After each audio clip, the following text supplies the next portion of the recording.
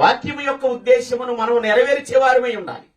సంఘములో ఉంటూ దేవుని వాక్యాన్ని నెరవేర్చేవారమై ఉండాలి. అందుకే యేసుక్రీస్తు వారు ఏమంటున్నారో తెలుసా?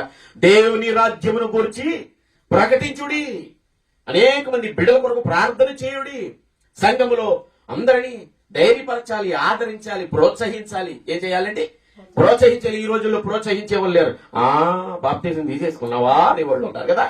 ఏమండి, మంచిగానే మాట్లాడతాం. ఆ మాట మాట్లాడేటప్పుడు మనం కనపడేవనుకోండి, పాస్టర్ గారు 2 వందనాలండి, మీ గురించి చెప్పుకుంటున్నామండి అని మంచిగానే చెప్తున్నాం అని చెప్తారు.